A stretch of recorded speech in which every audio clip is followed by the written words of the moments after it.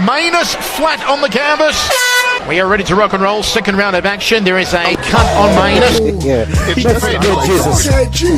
Martial arts chat. My man B-Hop got dropped out the ring last night. I need a little judo baby. I need me a little judo baby, and let's do it, Ron. Let's give me You see what film in this? You've got a face for radio. I've got a face for radio. That's nice. Martial arts chat. Martial arts chat. Martial Arts Chat podcast is sponsored by A1 Fight Gear. A1 Fight Gear uses the latest cutting-edge boxing gloves for professional and amateur fighters, gym enthusiasts and kickboxers. Local and national gyms in the UK, do yourself a favour and check out a1fightgear.com. And if you're wanting to get into shape, get back into shape, then go to beastgear.co.uk. Use the coupon code MartialArtsChat to save 15% off your purchases. They've got core sliders, straps and barbell pads and complete strength and conditioning programs to suit your needs. We are also sponsored by Feel Supreme. FeelSupreme.co.uk offers CBD oil and natural nutrition. They will assist your progress in diet and lifestyle. Natural supplements and complementary services such as yoga, mind coaching and weight cutting programs. Finally, we are also sponsored by World of Martial Arts Television. WOMA.tv produces, finds, acquires, commissions and presents all you ever wanted to know about martial arts. Hello, my name's Chris Allen and this is the Martial Arts Chat podcast. Today I'm being joined by another one of Ireland's best, a massive fighter coming up through the Irish ranks and another great fighter out of SBG. Cavan has definitely put in the work in and we've got another great fighter, our Bellator guy, Mr. Will Fleury. How you doing, sir? I'm very good, man. Good. I really appreciate you coming on. I've wanted to speak to you for a while because I love your personality and your attitude. You're someone who likes to have a bit of fun in there. Is that right? Yeah. Well, look, fuck it. It's a mad lifestyle, so just enjoy it while you have it. Like. No, exactly. I mean, you're definitely enjoying what you're doing at the moment. It's reflected in your fights. But what I want to talk about is, for now, where it all began for you, because I know you grew up in Tipperary, didn't you? I did indeed, yeah. So what was it like growing up in the world of Tipperary? Because I'm sure down there you're doing more hurling and stuff like that, weren't you? Yeah. So hurling and rugby would have been my two sports as a kid. And I only found MMA at 21. Like I played rugby pretty intensively from I started at about 8 and then I kind of took it seriously from about 13 onwards and took it pretty seriously from 13 to 21. And then I was playing for a team over in New York, just playing sevens. It was on a little AstroTurf pitch. Yeah, but sevens is hard work, man. You know what I mean? Oh yeah, it's fucking a lot of sprinting. Yeah. And I was a big lad too, so it was tough to fucking sprint that much. I used to find sevens pretty tough. Yeah. But I broke my foot. An American lad went to tackle me and missed me, but his knee fell on the arch of my foot and just crushed the arch. Oh. And it was a nasty enough little injury, so I thought I was going to have to get surgery for a little while, and then one of the physios I met was just saying I could rehab it through doing a bit of boxing footwork, and then from that got into went down to a boxing gym and saw that they had a cage in there, got chatting to the guy who owned the place, and he was just like, look, we're thinking of starting MMA, we're getting a coach over from America. That coach ended up being Jake Hecht, who afterwards got into the UFC. Mm-hmm. So then we were training with Jake a lot, and it was a good crew of us down. This was in Cork. It was the MMA clinic in Cork City, and trained there for about 5 years and really fucking loved the place. Loved it. Just as soon as I was into the sport, I was like, okay, this is something I can definitely excel at. I probably subconsciously wanted to be a professional rugby player, and then fucking from that, got that kind of felt like, oh well, this is something where you can't, if you're good enough, it'll definitely show. In rugby you can miss out through selection and somebody can kind of have an opinion about you and that can affect your career massively, whereas in this it was well, if you're good enough you'll whoop everybody's ass. And so that was appealing, definitely. No, I bet. And I'll tell you what, one thing I like, I played rugby a lot myself as well, but do you prefer it now you're playing, it's not a team sport anymore? I know you have your team, your coaches, but at the end of the day, it's just you in that cage. There's no hiding 100%. Behind the forwards or the scrum halves. It's you, Yeah, you don't rely on anybody and nobody relies on you. So if you fuck up, you're completely accountable. But at the end of the day, if you win, you're the one who deserves the credit. it's not like there's any doubt in your mind who did it when you whooped somebody's ass. Like, Yeah. you did it. You 100% were the reason that happened. Like, and that's satisfying. But, like, there are parts of it. Like, look, you know, in MMA, you have a team. But at the end of the day, when you win, not everybody gives as much of a fuck as you do, which is kind of shit in a way. Like, I love celebrating as a team. That's one part of it I do miss big time. But there's so many other aspects of, like, an individual sport that appeal to me massively. So I'm fucking glad I chose this path, man. Yeah, man, you've done well with yourself. I said, because rugby in Ireland, as we all know, is massive. You know, look at the six, Yeah, look yeah. how big the Six Nations over. Ireland are like number 3 to win the World Cup. Forgot that in the rugby. Yeah, we had a bad year this year so far, but I don't know. I have a lot of faith. Like, we have a serious squad, so I feel like I'm going to the match tomorrow. Actually, the Ireland-Italy game. Oh, quality. And yeah. I have a feeling that we're just gonna defy expectations. Everybody's kind of a bit somber now about this World Cup, thinking like, oh, we thought we were gonna do well. We got our ass whooped in the Six Nations. I think we're gonna do pretty fucking well. Yeah, man, I've got my money on Ireland straight away. And as I always said, obviously I want England to win it, you know. But at the end of the day, as long as one of us Six Nation teams, apart from France, win it. I don't know if we feel the same way about the English, to be honest, man. Oh, no worries. We feel that's the way I feel anyway. Like, as long as it comes back, if it's like Ireland make the final and you're playing the Kiwis, New Zealand, we'll be supporting Ireland. Trust me. Yeah, I'd be the same. Like, as in, I'd rather see England win than New Zealand, because New Zealand just seemed like such a pack of cons. But, like, That's it, man. if it was most other teams, I'd be supporting the team playing England. Like, That's all right. France v England, I'm going for France. Fucking Wales v England, I'm going for Wales. Scotland, England, I'm going for Scotland. Like, And we took you into one of our schools in London. I don't know. You know. yeah, fuck you. Yeah, but fair enough. It's going to be good. And for a lot of people who don't know, like a lot of the Americans listening as well, Northern Ireland and Ireland, as you all know, are 2 different countries. But in rugby, they all play as one, which is Yeah, fantastic. it's one of the beautiful things about the sport. Yeah. And but obviously soccer, I don't think that's ever going to happen, is it? Who knows? Maybe down the line, maybe in 50, 60 years, but nah, not in the foreseeable future anyway. No, well, with all the crap politics in England, mate, with us leaving Europe and shit, they might want to join back up with you, it sounds like.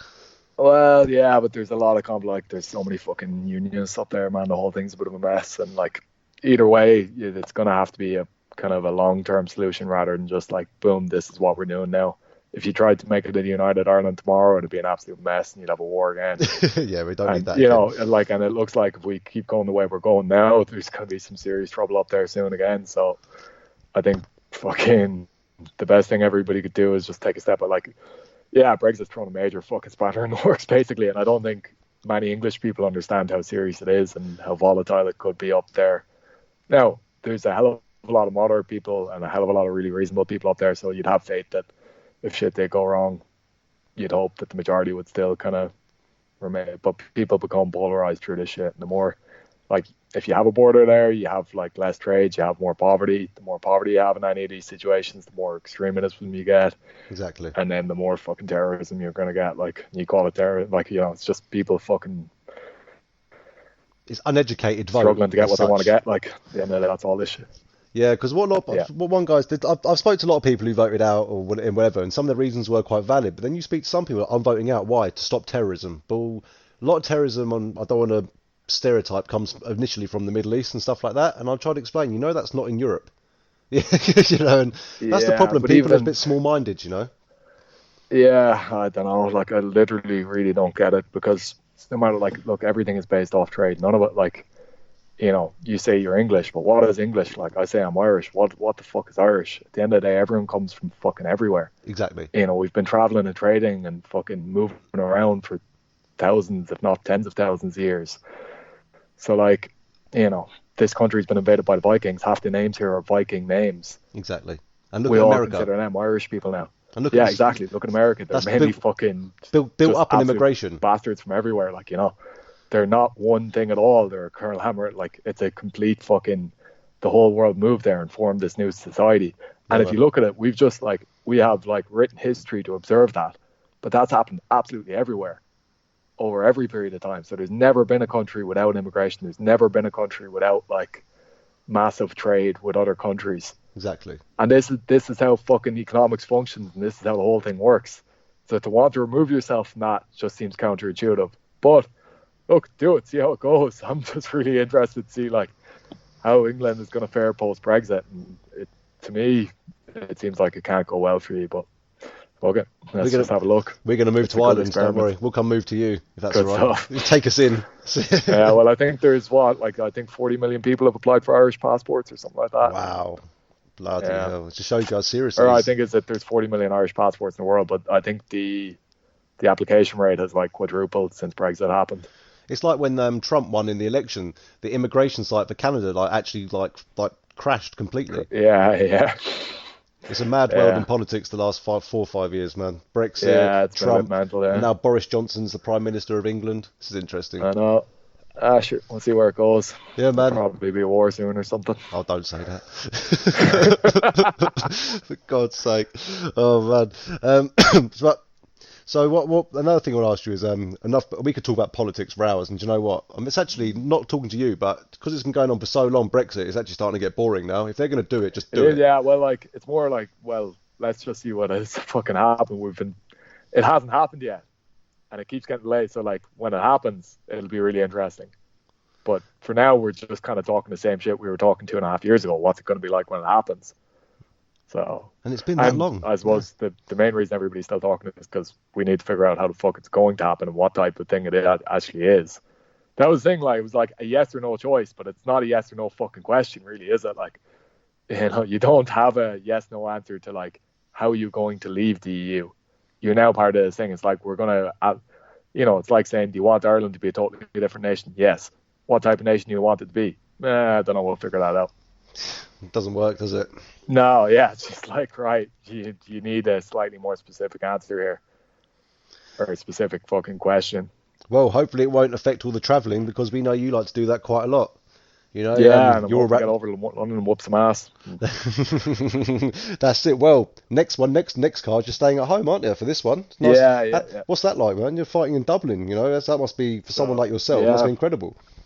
I've had the pleasure of fighting in Dublin twice. Oh, sorry. Oh, no, actually, at amateur I fought there a few times as well. Okay. But as a pro, twice, and I was supposed to fight in the Tree Arena, which is our, like, main stadium. 3 times, and guys pulled out of me. I think it might actually even be 4 times.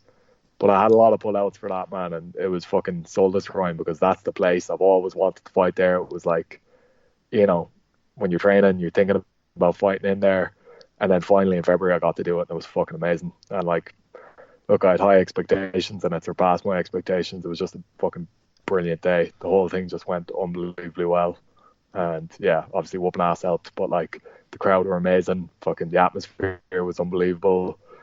Just the vibe, everything, like, the atmosphere is one thing, but like there's an energy, a feeling of just like fucking everybody here is a passionate fucking Celtic fucking madman and wants you to smash the fucker in front of you, like, so that like it penetrates your soul. You just feel that, and you want to, like, I don't know, you want to just destroy whoever's in front of you. It's amazing.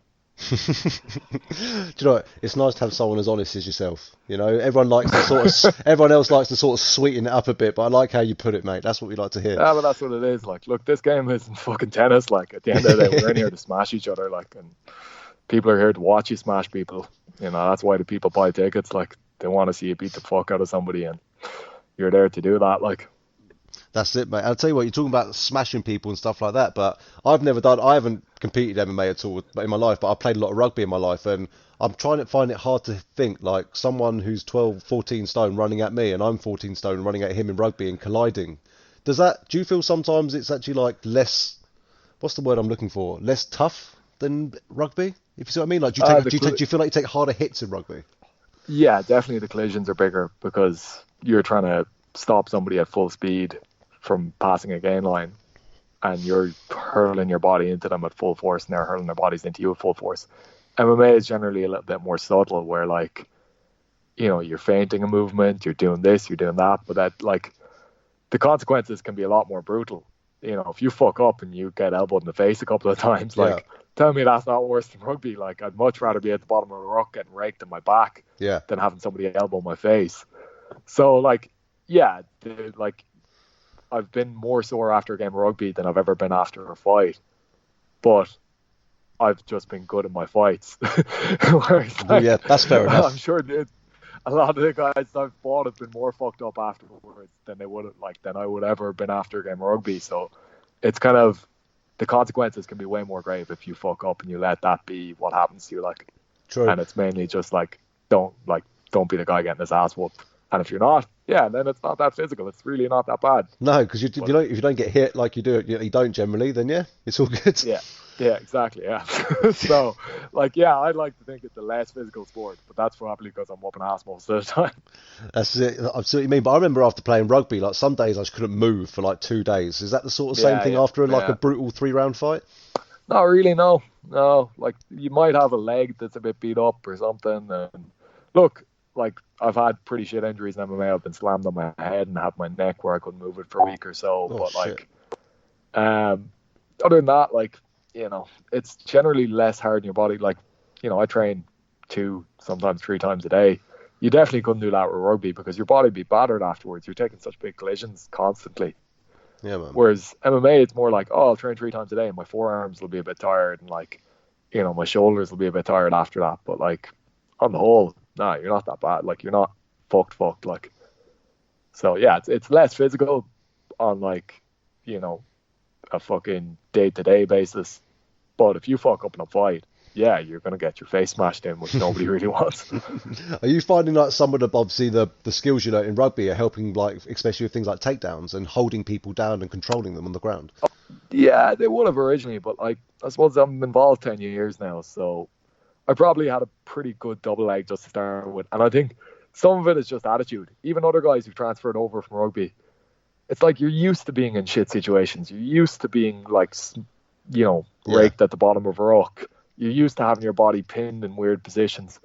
So you're not going to get daunted by that. You're not going to allow that to affect your mentality. It's just okay, get on with it. Where are you? What do you need to do to win this? Just fucking do that.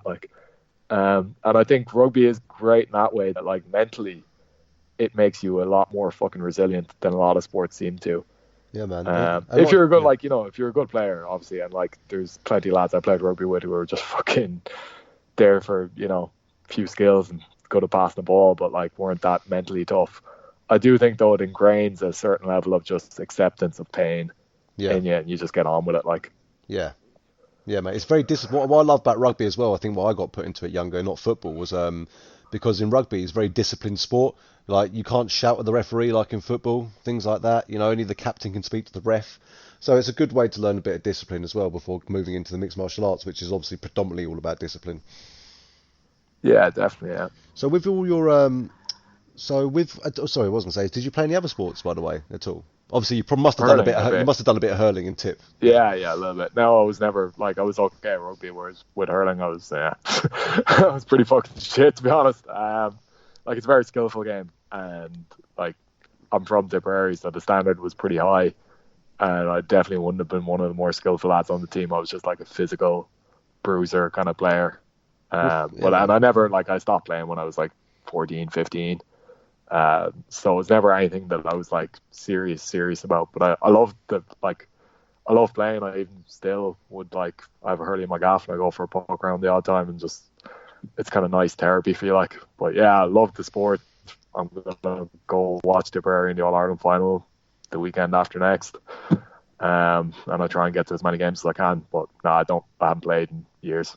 And I was never particularly fucking amazing at it, to be honest. Just getting stuck in and just basically just driving through. Yeah. If it could get physical and there was a scrap on the ground or anything like that, I was always good. But other than that, not so much. No, I think the case. If you needed somebody to do something skillful and slick, you weren't passing the ball to me. No, it's the thing is that's it. You're the obviously you've got the skills, athleticism from that, and also I'm sure you're quite a big lad as well. People like you and me, I was a forward myself, or a second row, prop at one point, or prop, and I was always looking for that scrum half though. I loved catching him. He was the best one to catch. It was always something that felt I've caught that quick little bastard. You know what I mean? So drive me up the wall. But hey, it's all part of the fun. Did your parents do any sports or anything beforehand, which influenced you to get into the rugby or the MMA? My parents not so much, but my family in general, they're actually mainly hurling. Okay. I've uncle or first cousin that won the All Ireland with Offaly, and which would be a pretty big deal. And then he managed them to win another All Ireland. He's I think in his late 50s or 60s now. but he would have been quite famous. And I suppose Fleury isn't exactly a common name in Ireland. Okay. So anywhere I went, everybody was just asking me, "Oh, you related to Pat Fleury?" Like, and I'd be like, "Yeah, he's related. Like, we're somehow related anyway." Somewhere down the line. Yeah, and my grandfather was a boxer as well. So there's sporting genes there, I suppose. But my parents weren't particularly into their sport. Like, they were just business people, basically. Fair enough, man. I think I heard in one of your interviews, actually, they collected a few antiques and stuff, didn't they? Yeah, they're antique dealers, yeah. That's cool, man. That's pretty cool. That's different, isn't it? Yeah, it's unique. It's fucking very different lifestyle anyway. They're traveling around the world half the time and leading a mad life. And I suppose I'm doing the same in my own way. Yeah, it's pretty cool. You're going around the world fighting people and finding new fighters and finding new talents and then finding new treasures, Yeah. It's a good way of looking at it. That's it, man. That's it. So, as I was saying earlier, you've done quite a bit of travelling before. For someone who's only had, how many pro fights have you had now? What, seven pro fights? Obviously, I know you've been in the game for a while. I had two in the reality show in South Africa, but they don't necessarily count. Yeah, your exhibitions. That's what I was going to say. So in that short amount of time in pro, you've just done quite a lot. Talk about some of the countries. Yeah, I would have done a hell of a lot more if more guys hadn't pulled out me. Like, I think I've had, I don't know, 7, 8, 9 pull-outs at this stage. I'm actually reading it now. 3, 4, 5, 6, 7, 8, 9. Yeah, 9. Right, and there's ones that aren't listed on that are there. So that's actually, it's probably more than 12. Now, the last guy, Carlos Garza, I actually broke my fucking glenoid on him. So that was me putting out on him. But other than that, it was all the other dudes. But yeah, so I could have 20 fights nearly under my belt at this stage. Yeah, you're doing well. You said it's a shame because they said your record would be you have a lot more wins on your record. But, yeah. Do you know what I mean? Like your third fight? Where was the Bama 28 again when you fought McCurkin? That was in Belfast. That was in Belfast, wasn't it? Yeah. So obviously you went to Belfast, only not too far from you. But then all of a sudden, literally within 7 months, you're in South Africa. Like, how did that come around? So actually, I was hoping to get out to Kazakhstan before that as well. Fair enough. So I was hoping. Yeah, the guy Ikram Staranikov or whatever his name was, that was supposed to be in Kazakhstan. That didn't happen. Then I was trying to get a fight over in England most of that summer. Couldn't get anyone matched up. And then why was I got that? this Do you offer to feel? go. Why was that? Do you feel sorry? I think being an undefeated amateur was kind of a shit thing, and being an undefeated amateur without a whole lot of hype. Where if a guy lost to you, it wasn't like you lost to somebody who was considered the absolute top of the division, but everybody knows you're fucking legit. So I feel like a lot of it came from the fact that nobody wanted that tough a fight without it being somebody that it was okay to lose to. And I was neither. I was somebody not that many people knew, but if you looked into me, you're like, oh shit, he's legit as fuck. So I feel like that was a lot of the reason. I got turned down a hell of a lot of times. Like, the amount of promoters I contacted, and they'd just be like, yeah, look, man, sorry. Nobody wants it. Like, and I get it, like, because, like, even, if you're 2-3-0 early in your career and you're fighting a guy who's like 8-9-1, he has a lot more to lose than you do. You know what I mean? So, like, I still think those guys are fucking pussies, but, like, I do, to a degree, understand why it happens, like. Yeah, man. It's frustrating. It's part of the game, I suppose. Yeah, that's it. They want, sometimes some of these promotions I found, these smaller ones, they want to pull people in, but who aren't actually that good, so their best man looks good in the cage, And obviously when they look at your videos, they're like, yeah, he's going to fuck our guys up. yeah, and nobody wants that. No. So yeah, you were saying, so you're talking about how you ended up in South Africa? Yeah, basically, I just saw a message in our, we have an MMA team page, and I saw a message being like, anyone interested in going to Africa? And I was like, fuck yeah. Yeah, man. So I got on to John, and John put me in contact with Graham from the UFC, the Extreme Fighting Championship in South Africa. And we were in contact then for about a month or two, and I wasn't quite sure if it was going to happen because they seemed a bit flaky on the whole thing. And then with about 2 weeks left, they were like, okay, we're doing this tournament with 10 undefeated middleweights. Are you in? And I was like, yeah, I'm 100% in. So it ended up being kind of short notice, but I'd known about it for a little while. I'd known it might be on the cards. And then I loved the whole concept of living with the guys you're going to fight. There's constant kind of competition in the house, and it's kind of established who's going to be the ultimate alpha. And within like 2 weeks of being there, it was just like, shit, Will Fleury's going to win this thing. But then obviously it got really fun. Like the way that whole thing ended still pissed me off so much. I'm still like kind of, I wouldn't say bitter is the right word, but just, maybe bitter is the right word. Like just fucking angry over how it all ended. And like, no contest, I actually went back. Sorry? It was a no It contest, was considered no contest, but the fucker elbowed me in the back of the head at least 14 times, like directly, like 12. Now I don't give a fuck about 12-6 elbows, but like they were 12-6 elbows into like the perfect back of the head spot, like as in couldn't be more on the back of your head, nowhere near the ears. Like draw a fucking line down the center of my skull, and it's like the back part. So I got hit with like 14 of those. Was still conscious, wanted to fight on. Fight got called, and then they were like the fight got called, and they said, "Oh, it's no contest," or like I don't know what they announced it at the time, but it wasn't like a DQ for him, and it definitely wasn't a loss for me. I was more enthusiastic to go again than he was. Like he was fucking knackered at the end of it, and he'd just been mounted. This was the thing, like the reason he's throwing those elbows is because he wanted that fucking fight to be over, and he felt like losing it by DQ when he felt like getting his ass whooped. So. Yeah, it was unbelievably frustrating. And then they tell me like the next day I'm out of the competition, and I was just bullshit non-stop afterwards. Yeah, man. They basically didn't want to pay to prolong the show was the main reason. I think it all went down that way. And they knew they'd seen us training. Like we did an induction session down there, and I just absolutely fucking destroyed everybody. And then even afterwards, like I was trying to get. Like I fought that guy Gordon Rudman, and he was probably my easiest fight to date. But like I didn't get paid fully for that fight, and I wanted to come back down and fight some more of the guys from the show afterwards, and they just didn't want to pay for it basically. And they were like, they figured if they didn't pay me the fucking money from the last one, they'd get away. Like, and they knew they wouldn't get me again, obviously, because I wouldn't fight for them until they paid me again. Yeah, of course. But but scumbag man, basically. Surprising, they're a big they're a massive organisation over there. They're a big organisation, but sure, how are you going to get your money? They're all the way down in fucking South Africa, so I'm sure they've done it to other people as well. Yeah, man, it sucks, disgusting. Because you're taking all that time off to travel to a different country where that's your earning. You know what I mean? That's where you're earning money. You're not earning money when you're not fighting. So so a good experience. Obviously, it was a shit experience at some times of it, but it was a good experience. Look, I really enjoyed being down there. And in fairness, what I will say, like, as much as they didn't pay me, they did take care of us while we were down there. Like, we lived in a fucking great house. Like, the place was an absolute mansion. It was pretty well, like, set up. It was quite professional. We did have, like, all our food covered. You just put things on a list and it gets sorted for you. It was like a fucking cool 6-week holiday where you'd fight the odd time. I really enjoyed the experience of doing it. But the way it ended was shit. And then obviously coming back down in December that year and not getting paid fully was shit too. So like, if you ask me, do I like the UFC guys? No, they're fucking scumbags. And they still owe me a lot of money.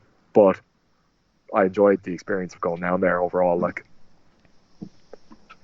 no, that's it. And you got to experience that crap as well without you could mentally overcome all that. It wasn't going to mentally affect you, and you weren't going to be getting fed up of it all. So you look back at it and you almost take it as a lesson learned, sort of thing. Yeah, in a way. Like, look, I think if there's been fucking so many times in this game, like during this career as such, where I could have just been like, here, fuck this. And I don't know, I just have this desire to fucking prove what I got into this to prove, like, to show everyone, like, fuck you. You can, like, there's a raw fucker here from Tipperary and he's going to smash every one of you fucks, like, sooner or later.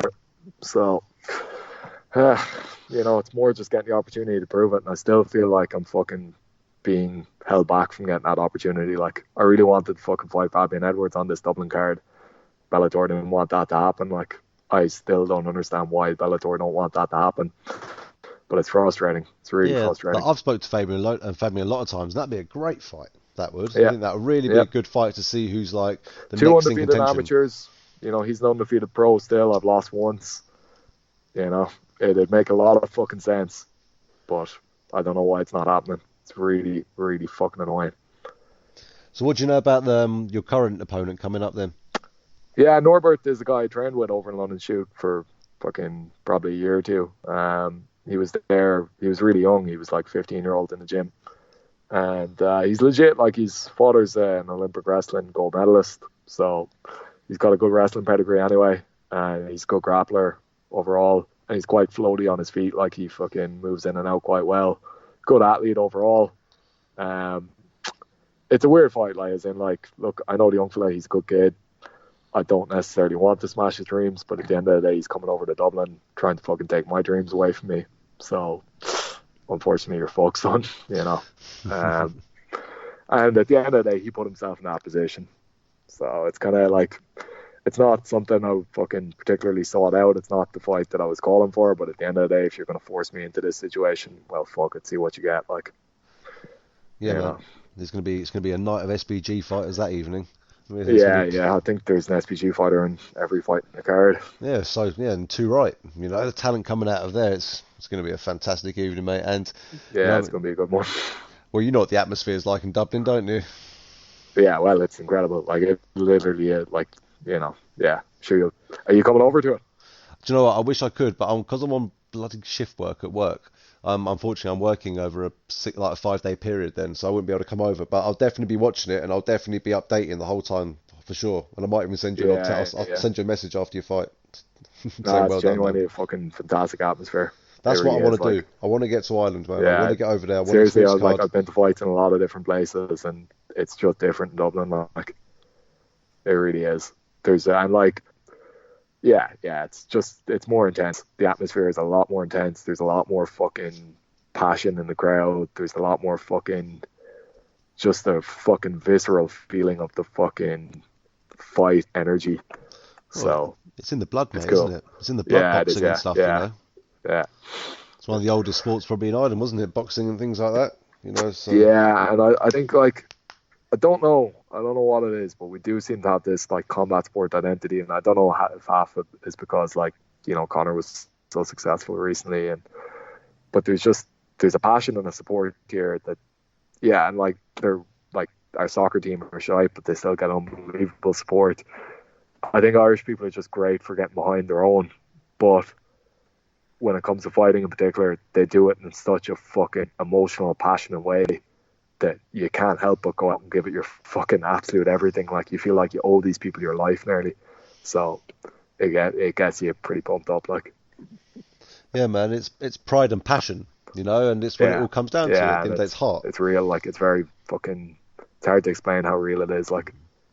Yeah, but because this is what's great about hearing you say this, because as much as McGregor did such a great thing on the MMA scene for the world, really, as well as Ireland and the UK and stuff, there were a lot of great Irish fighters before that as well, you know, and but he has really. Do you feel the same? Like, McGregor's really helped push, you know, the Irish MMA scene onto the map.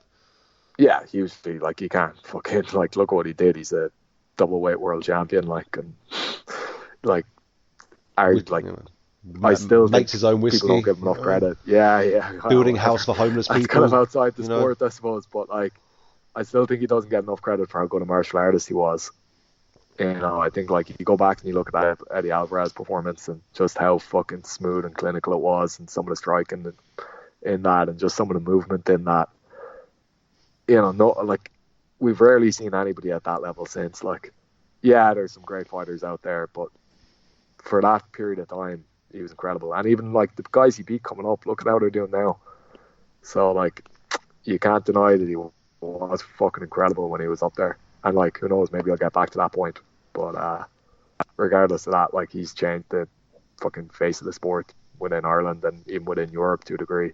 Because people know, like when I got into it, like, I was around before Conor got big, and like, you know, I was even fighting amateur and all that, like, while it was still kind of not really considered like there'd ever be any fucking half decent fighter out of Ireland. But there was always a belief here. You know, I always, like, even myself and this guy Kieran Daly down in Cork, we were training with Jake Heck, and we were like, we'll be the first Irish UFC fighters. You know, we didn't realise the same thing was going on up in Dublin. They were all thinking the same way, but they got there before us. But, like, I think our culture is just one of, like, well, fuck you, I come up your ass.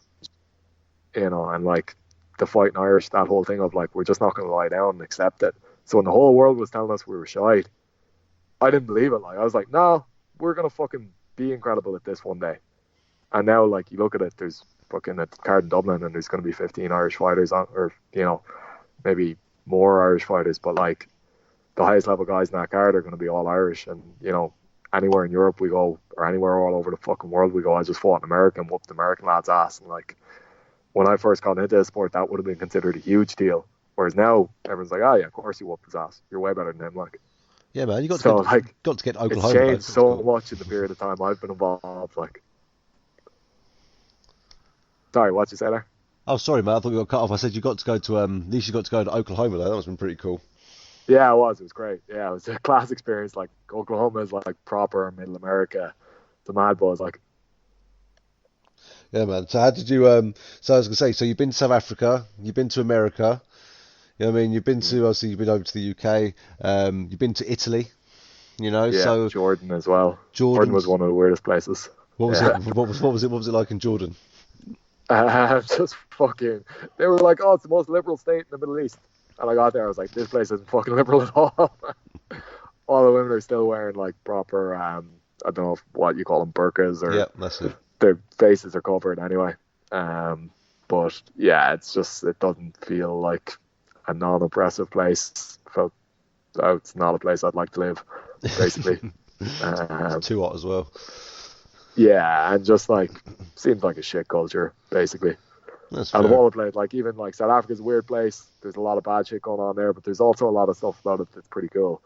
Whereas Jordan, it was like, yeah, I'm yet to find the cool things here. Now, a lot of history there, a lot of ancient civilization, a lot of stuff like that, and that's pretty interesting. But as a place to live and as a culture and as a place to do shit where you're having a bit of fun, I don't see it. Like, and I don't see how many Western people could like. Well, you're not going to find much alcohol in those countries. You see, that's the thing, you know. But that's their religion, that's their culture. I guess we've got to, if we want to move there, we'd have to respect that. I guess. No, wouldn't we? I'm sure you can have a bit of crack without drinking, but nobody there seems to have been having too much crack, really. Like, All a bit too sensible.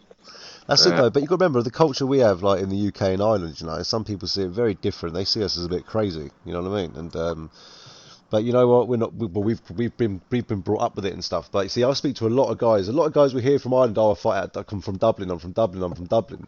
Like, what is the big difference between Dublin and Tipperary? Because obviously in England, there's a big difference between Brighton and Liverpool. You know.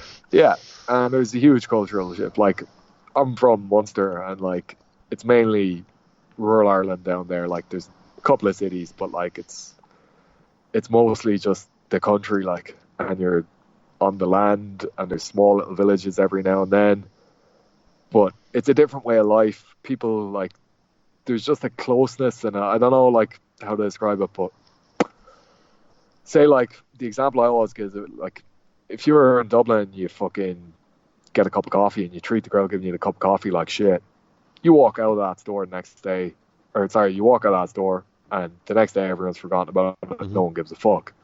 If you do that in rural Ireland, it's remembered. People know you're a fucking cunt. And there's that kind of sense of community, if you know what I mean, in that. Like, so it's like, okay, you can behave that way, that's fine, but like, you're going to have consequences for being an asshole. Whereas in a city, like in a place like Dublin, or in, you know, in any kind of large urban environment, there are no real consequences, because at the end of the day, you're probably not going to go back to that coffee shop for a month or two, or like maybe never. And there isn't really there's no reason not to be a dickhead. Whereas what I like about rural Ireland is there are consequences to being a dickhead. And like, I think, you know, even just the spirit of like, I wouldn't say there's like a huge community spirit. There is, like, but it's not just that. It's more, there's fucking, I don't know, there's a level of just like, this has been this way for a long fucking time. There's a proper culture there. There's a proper like sense of identity. It's not fake. Whereas like, you feel like this whole hipster thing that's going on in Dublin at the moment, it'll be different in 10 years. And that's the way cities are. Whereas like, Tipperary, most shit will probably be the same in 100 years, regardless of technology. The way people behave towards each other, all that shit. I don't feel like it's going to change that much. And that's a beautiful thing. Like, you know, it's a set culture. It's a way of being. It's a fucking accepted thing. And like, there are downsides to that, but there's a lot of positives to it as well. Yeah, man. Where it's like, it's kind of just like, you know what you're getting with these people. Like, And how, like, if you don't mind me asking, how was the culture change when you moved from Tipperary then straight to you moved to London at quite a young age, didn't you? You went to school there. No, so I went to college in Cork. So I I got kicked out of school and I went to boarding school in Dublin. I was Dublin. For some reason, I Afterwards. thought you went to boarding school in the UK for some reason, and then you used to go to London shoot No, fight. no, thank fuck, no. Yeah, see, I had to move over for work then. Oh, okay. So it's a long, like, basically I left Tipperary at 12, moved up. I was in Dublin until 16, got kicked out of school in Dublin, went down to Cork from like 16 till about 24, 25. When I was about 25, I moved to London, moved back from London in 2015, spent a couple of months in Cork again, and then moved up to Dublin like just over 3 years ago now. Oh, fair enough. So I've been around. Yeah, so like I lived in Dublin for about 4 years when I was in school, but it wasn't really like living in Dublin. You were in a school all the time. And now I've lived there for the last 3 years. And between that, Cork, London, and Tipperary. No worries, man. Wherever you, obviously, Ireland's your home country. It's where you love and everything. But apart from Ireland, which is the best country you feel like you've visited and performed in? Such as like where you've competed in South Africa and Italy and things like that. Which country did you enjoy the most? And that's regardless of getting screwed over for money in South Africa. Yeah. Like South Africa was probably the most interesting place because there's such a fucking crazy racial situation going on there at the moment, and like, the white people technically don't have the power, but they do really have all the power, and you feel this massive imbalance. And it's weird. It's really interesting. But like, favorite place I've been, and I haven't fought there yet, but I've trained there a little bit, is like the States, New York. Oh, actually, I've fought there. What am I saying? Yeah, so New York. Like, I haven't fought in New York yet, but like, I lived there for a summer, or 2 summers actually, like 2010, 2011. And I've been over there. I was there training last year a little bit as well, and it's just it's properly multicultural. It's pretty people are genuinely open-minded in my experience anyway, and like, it's a bit of fun too. They get it, like, they have a good laugh. So what parts of Africa were you in? I was in Joburg, but outside Joburg. Like, so basically when Mandela got into power, all the white people moved out of like downtown Joburg, and they built a separate city called Sandton, which is like on the outskirts. So it's like a suburb, but it's nearly its own city. And then like, that was where we were. We lived in Sandton mainly, but like the gym that we trained in was in like sort of downtown Joburg, and then the place we fought was in Pretoria, which was like an hour drive away. So we saw a little bit of like the high veld, because you're at like 2,200 meter altitude up there, and we got to travel around the small bit within that, but like not a huge amount. I'd like to have seen more. We went to Durban one weekend as well, which was cool. Yeah, man, nice. But, so didn't see that much of South Africa, but yeah, the place we were in was basically Joburg 99% of the time. Sure, man. Been good for you to get and see a couple of rugby games down there. Durban have got a good team. You've got the Sharks in Durban. You know what I mean? Yeah. Did you get to see any rugby? The other team, the coach who was a little bit more like good for organising stuff. Ishad Saeed was his name, and he brought their guys out, and they went to, I think like one of the coaches he brought in with them was like the Blue Bulls strength conditioning coach. So they were getting trained by that guy, and he got them tickets to one of the games. They went off and watched that. And seemed cool, but we didn't get to do any of that shit, unfortunately. But we did get to train with Richie Kwan in Fight Fit Malaysia, and that was fucking class. Like, he's the guy who's training Cyborg at the moment. Okay. And he's very, very good coach. Really legit guy, and just fucking super down to earth and super helpful. Like, he was kind of my mentor while I was down there. I learned so much from him.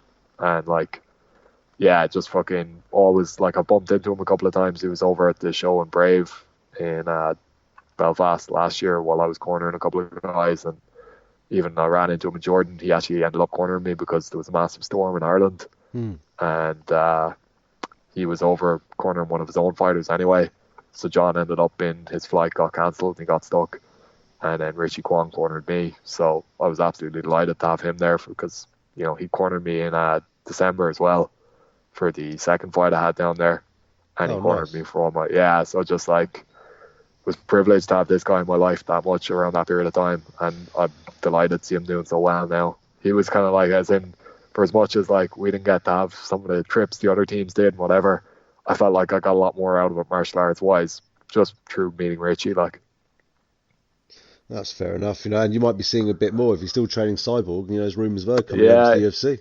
yeah, Bellator, sorry. yeah. I think she will be, but it looks a bit like it doesn't look like she's going to be staying in the UFC anyway. Nah, I Um, think that's done, isn't it? There with yeah, it Dana looks White that way. falling It's out. going to be very hard to see that relationship getting repaired. Yeah, man, But that's just yeah. yeah, I might even I've talked about it a bit, going back down there just to train for a week or two, because the altitude makes a serious difference as well. When you get back to Ireland after being there, you're incredibly fit. Like, it really is it does change the way your blood works. Like, Yeah, man. Well, how long have you been training out of SBG? If I'm asking. so it's about 3.5 years. Oh, so now. basically when you moved to Dublin. Yeah. So how did you find Yeah. SBG then? Is it just word of mouth because it was such a big gym, or? Yeah, so I fought against a couple of SBG guys when I moved up, and it was actually through one of those guys that I got in contact.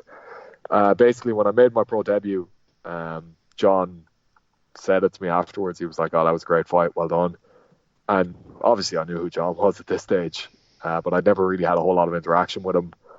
I'd been undefeated on the amateur scene, so I'm sure he was aware of me. But that was my pro debut. We got warmed up in the same dressing room as them lads, as the SPG guys, and then after I'd won, he just came over and he was really polite, and he was just like, "That was great, well done." He was like, "Look, if you ever want to train with any of my lads, doors open," kind of.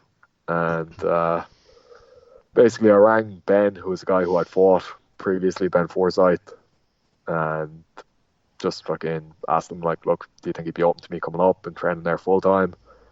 And he was like, "Sure, look, yeah, definitely, but you contact him yourself." So I just messaged John and was like, "Look, thinking of moving to Dublin."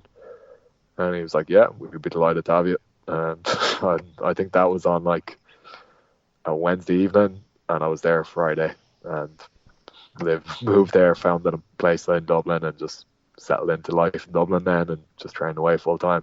For the first year I was there, basically I just didn't do anything other than train non-stop. Nice.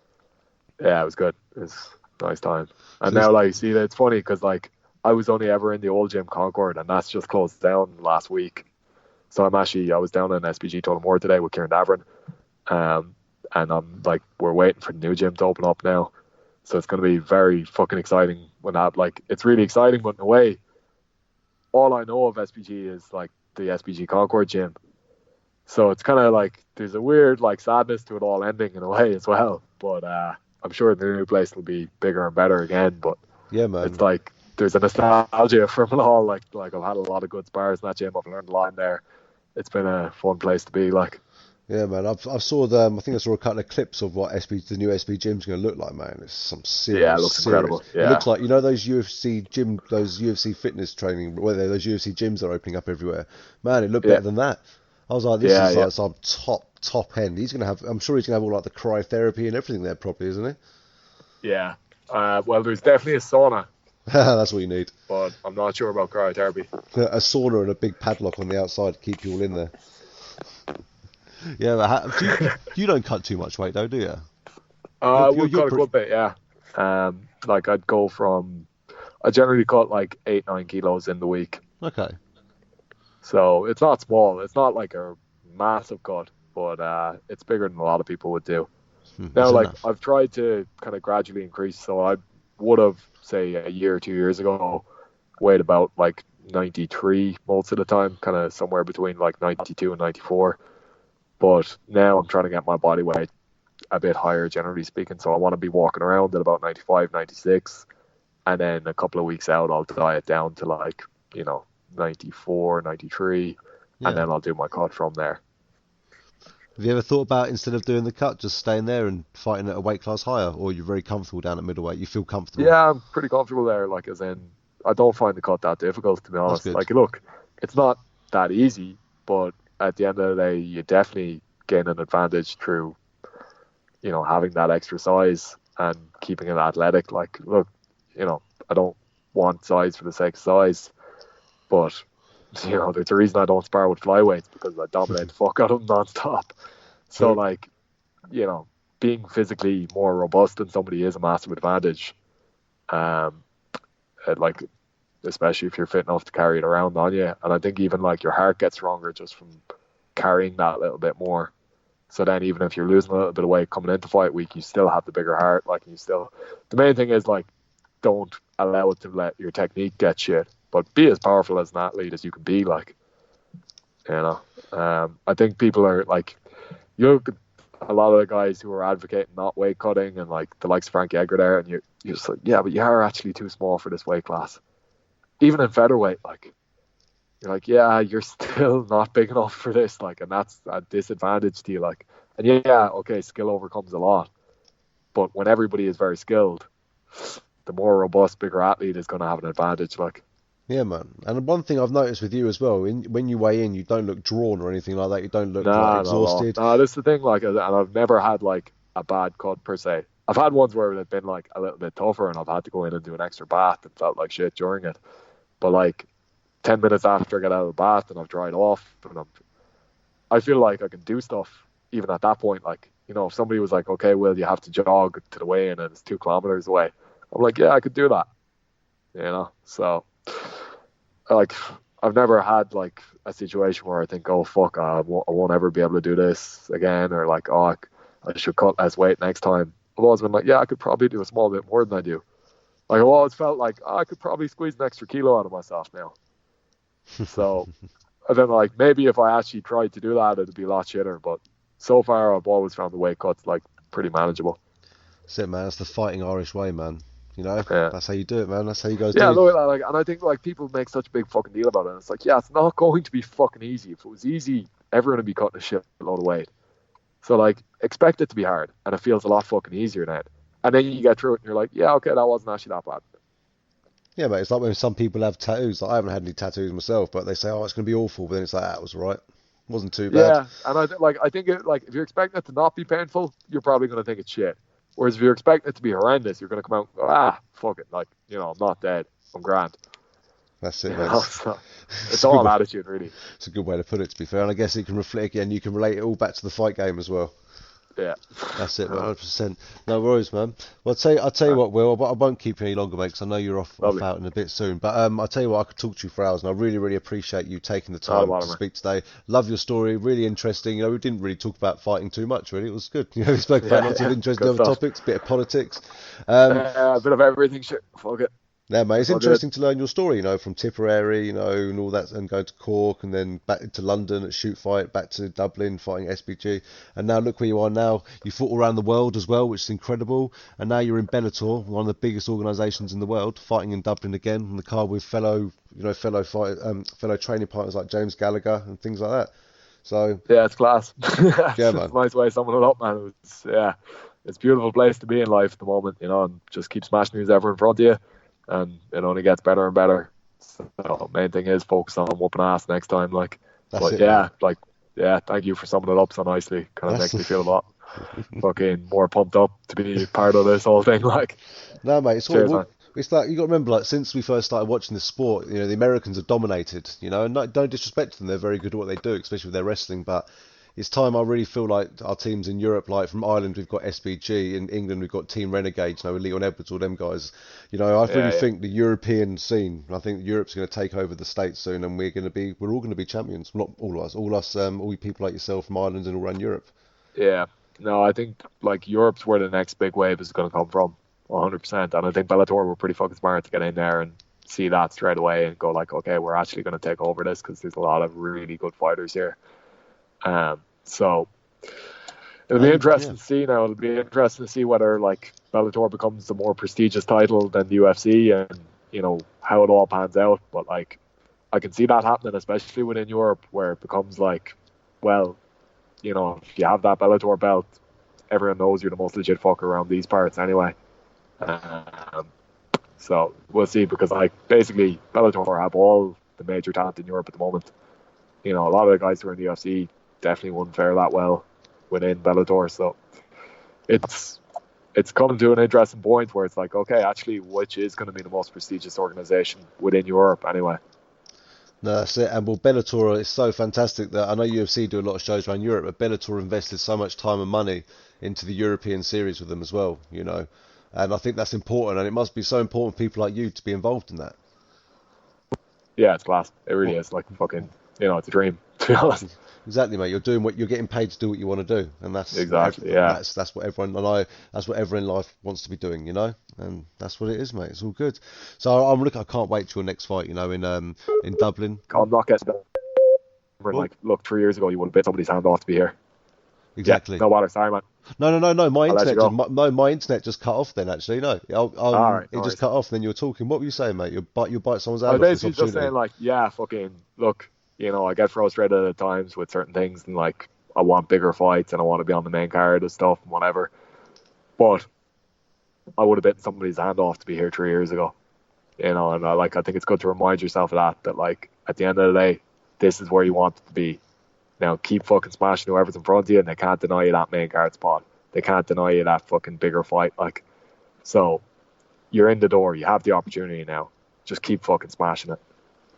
That's it, mate. And I'm sure you can do. And I said with the people in your division as well, it's a stacked division, the middleweight division, and I'm sure you just it is, keep making there's your a lot way of through talent there at the moment, and I think like that's kind of something that Bellator need to get better, like to do a little bit more. It's like make people fucking realize there's a lot of good guys in this division right now. There's a lot of fucking talent there, especially within Europe. All the best middleweights in Europe are signed to Bellator right now.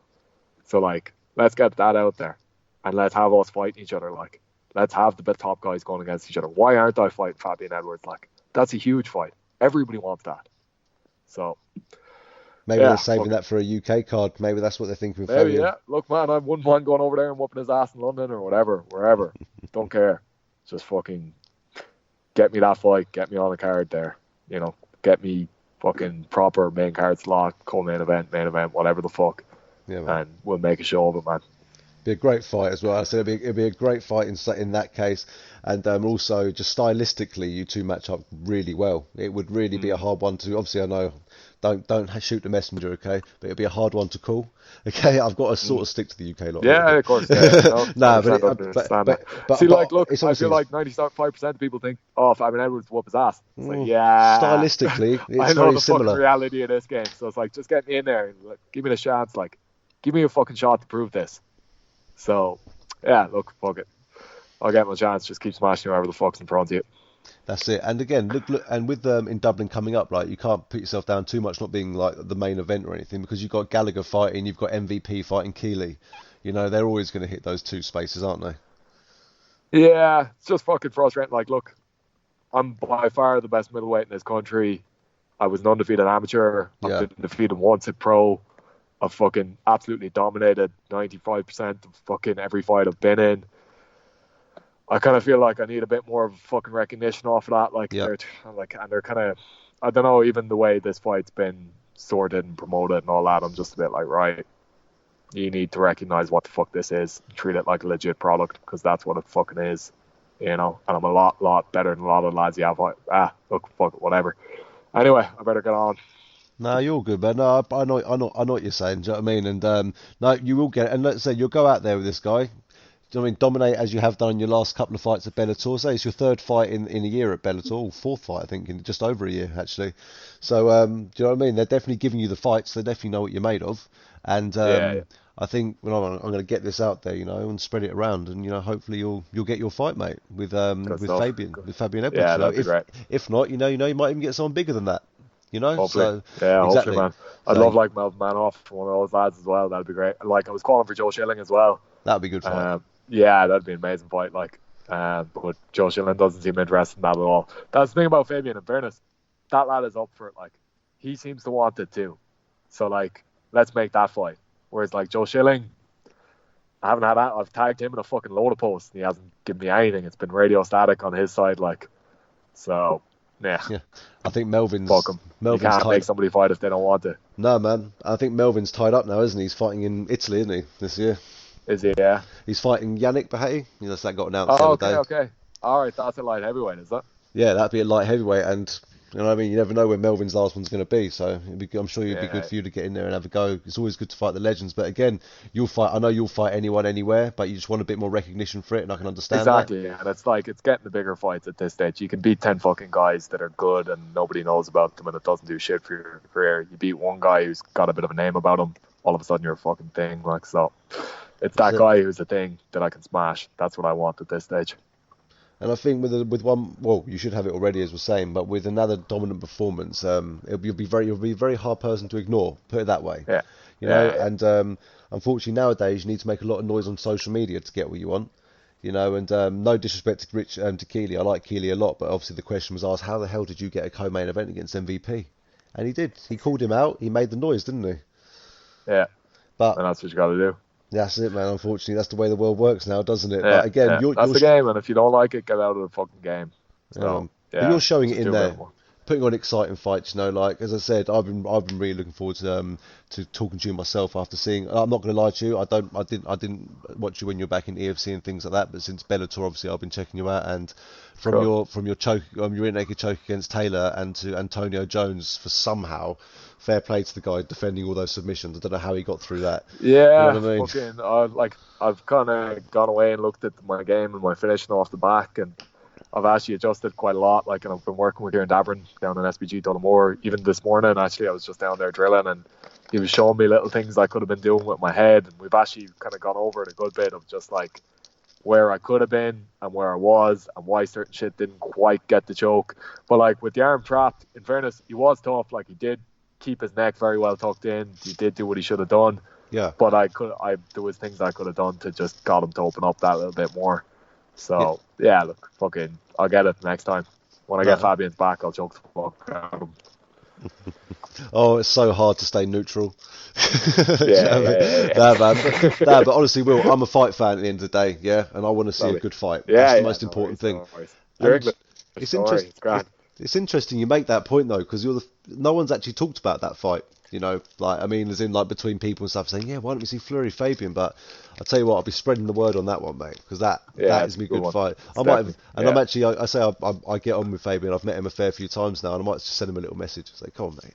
Do you know what I mean? That'd be a great fight. I'll interview. I'll tell you what, I'll have you both on the podcast. I do think he genuinely wants it too. I think it's Bellator who don't want it. I'm thinking get you both on a podcast and then we'll just do it that way. Because I know there's no bad blood. Like a conference call or some shit and just talk shit at each other for 20 minutes. Yeah, I know there's not bad blood between you two though. You just both want the fight, don't you? Exactly. Yeah.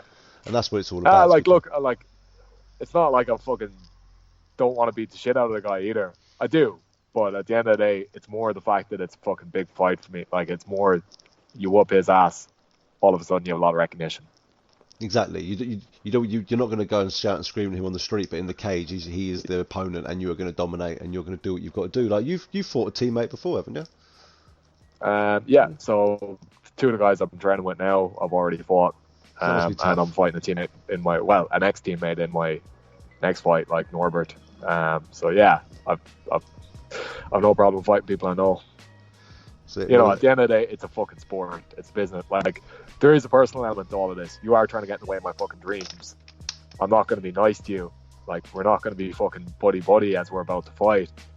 But, like, I don't personally fucking hate you or want to ruin your life or anything like that. So, just, yeah, we'll fight. We'll get over it. Fucking get on with it.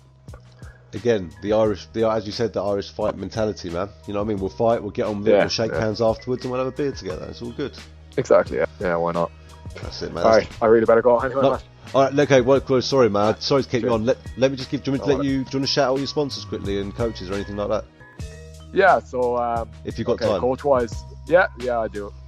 Coach wise, Kieran Dabrin, SPG Tullamore. Obviously, John Kavanagh up in the main SPG as well. Dave Roach has been working with me a good bit recently. Dave Roach is a really fucking cool guy, very supportive man. And then sponsors wise, I'm in with Rosh Nutrition. They're providing all my supplements. Chopped, they're doing like all my food. They're a salad bar place. They're a really, really good salad bar place. Yep. Then I'm in with Mattress Mick as well. He's a mattress supplier over here. And just a bit of a mad bastard as well, so it works really well. And then I'm in with Fly Fit as well. They're just like a gym chain over here, and I like do a little bit of work with them. So yeah, that's pretty much all sponsors and stuff. Thanks very much. Cool, man. Just really quickly, where people can follow you on social networks as well, if you want to give a shout out to that. Yeah, like Instagram, I'm Will Fleury MMA. Twitter, I'm Will fucking Fleury, and my Facebook page is just Will Fleury, I think. Cool, man. Sounds good. Fleury is my surname as well. Perfect, man. Cheers. Sorry to keep you for so long, man. Thank you very much. Really appreciate it, and we'll catch up soon. Thanks, Vinny.